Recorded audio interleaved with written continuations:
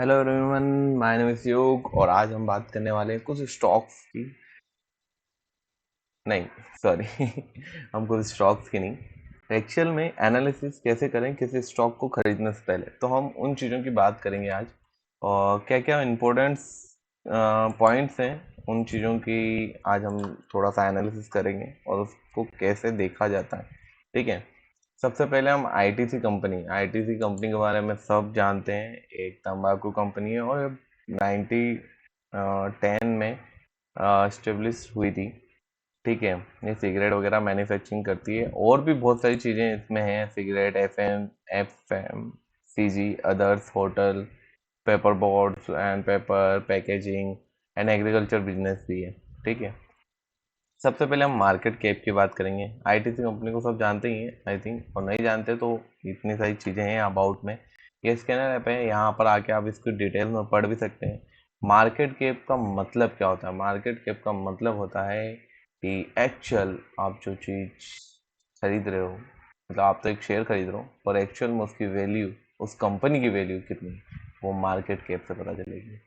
Current जो आप share खरीदना चाहते हो उस शेयर की वैल्यू आज इतनी है, और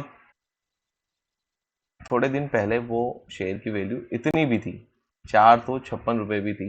उसके पहले कुछ सालों में वो 266 रुपये नीचे तक गया है, मतलब वो गिरा भी है इतना।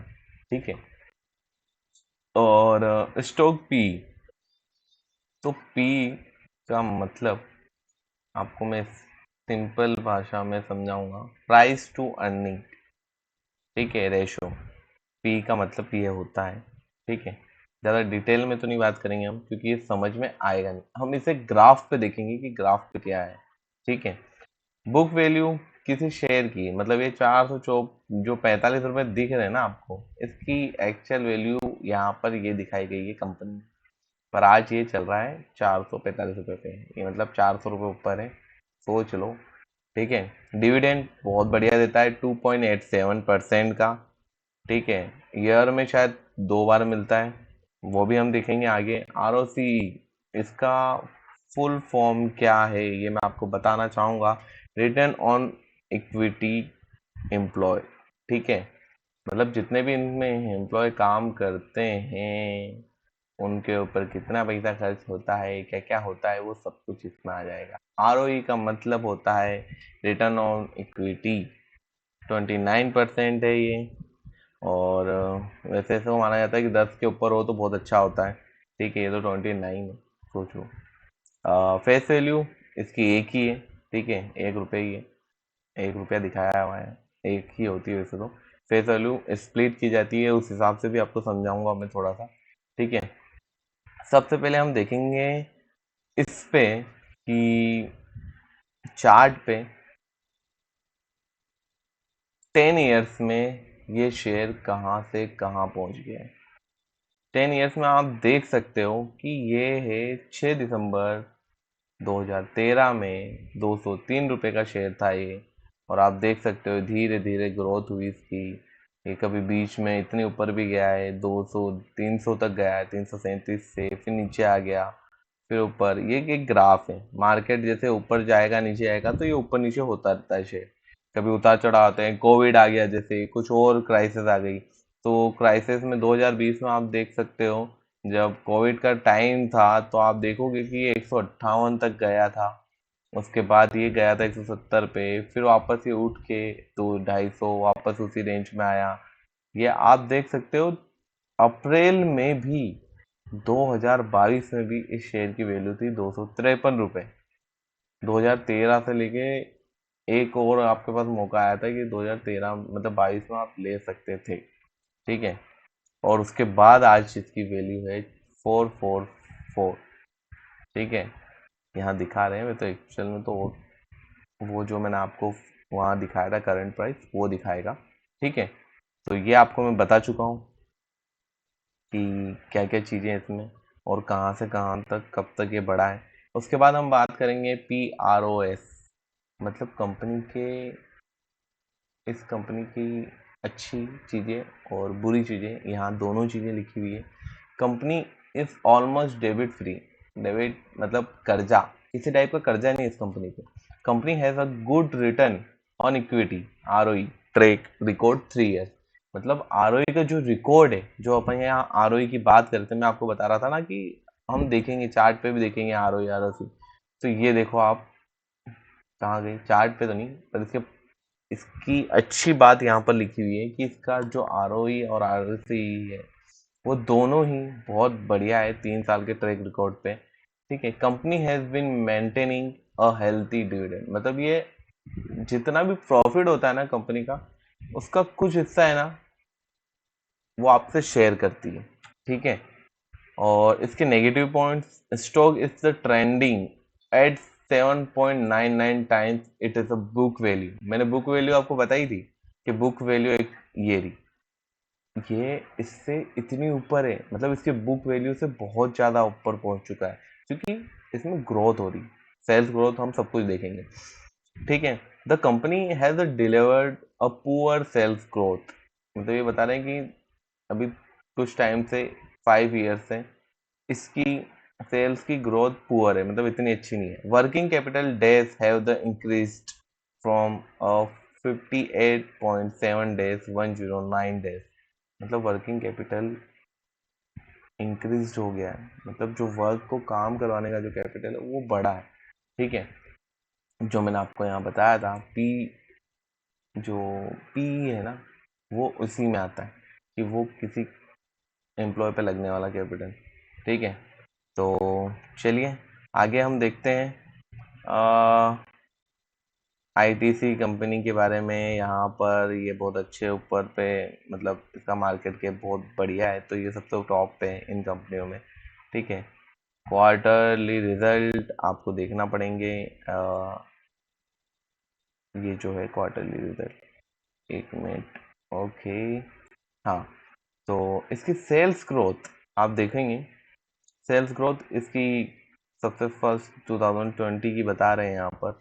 20 में मार्च में इसकी थी 11,782, उसके बाद 10,478, मतलब गिरी है 1,000 समथिंग।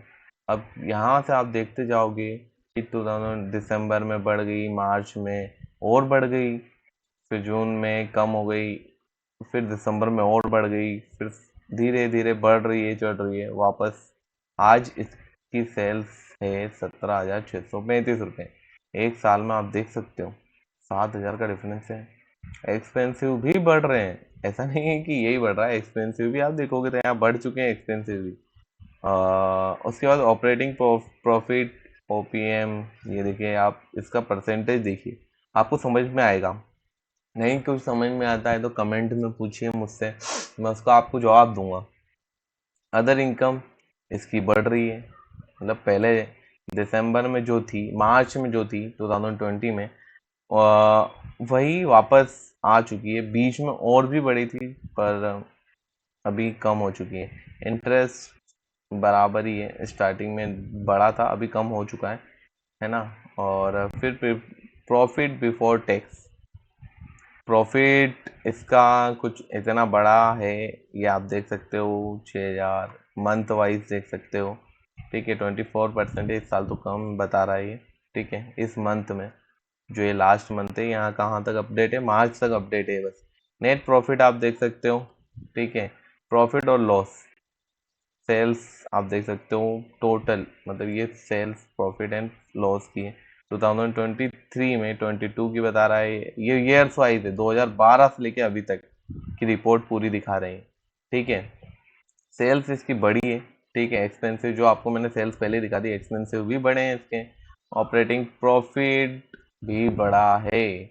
अदर इनकम आप देख सकते हैं बढ़ चुकी है इसमें।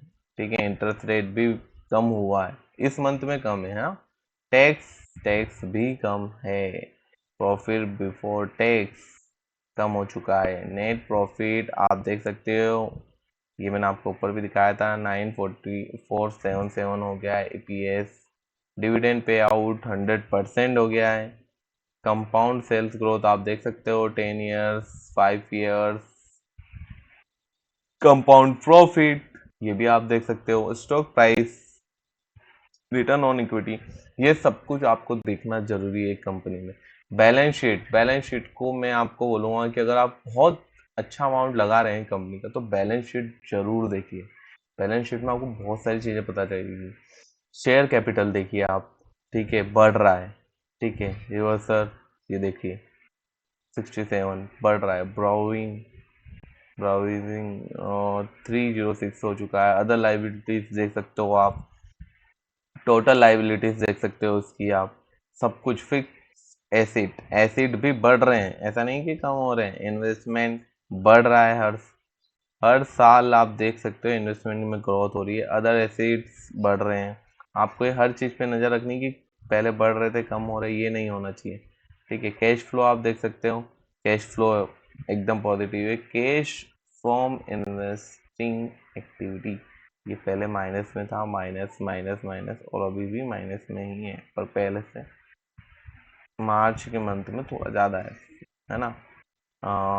और cash from the financing activities में बढ़ा है, ठीक है, माइनस में। नेट कैश फ्लो इसका 139 है, ठीक है।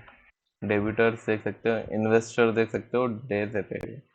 अब डेबिटर्स इन्वेस्टर्स को देखना जरूरी इसलिए कि इससे हमें पता चलेगा कि ये बढ़ रहे हैं, कम हो रहे हैं, क्या हो क्या रहा है इसमें, ये आपको देखना जरूरी है। ऐसा तो नहीं है इसमें मतलब लोग निकल रहे हैं प्रॉफिट बुकिंग करके या कहीं और पैसा वो कर रहे हैं, ये देखना जरूरी है। वर्किंग कैपिटल डेज देख सकते हैं आप 109। ROC बढ़िया ग्रोथ, मैंने ROC ऊपर भी दिखाया था आपको, इसकी ग्रोथ देखो 39% हो चुकी है। शेयर होल्डिंग मतलब किस किसकी शेयर होल्डिंग, इसमें FIS की देख सकते हो आप, बढ़ रही है। DIS की देख सकते हो, बढ़ रही है। गवर्नमेंट की भी देख सकते हो आप, बढ़ रही है। पब्लिक की कम होते जा रही है भाई, सॉरी। हाँ, यहाँ देखिए जून में पहले कितनी ज़्यादा थी, दिसंबर में, अब तो कम होते जा रही है। पब्लिक थोड़ा सा पीछे होते जा रही है स्टॉक में से। तो आपको ये सभी चीज़ें बहुत अच्छे से देखनी है, और अगर आपको नहीं समझ में आता है मुझे कमेंट करिए। जिस चीज़ में भी आपको डाउट लगता है कि भैया ये मुझे नहीं समझ में आ रहा है, तो बिल्कुल मैं उसके लिए नया वीडियो या आपको कमेंट में उसका जवाब दूंगा, ठीक है। और भी आपको इससे अच्छे रिलेटेड वीडियो चाहिए तो बिल्कुल कमेंट करिए, लाइक करिए, सब्सक्राइब करिए, और बहुत जल्दी नए वीडियोस आएंगे। Thank you so much.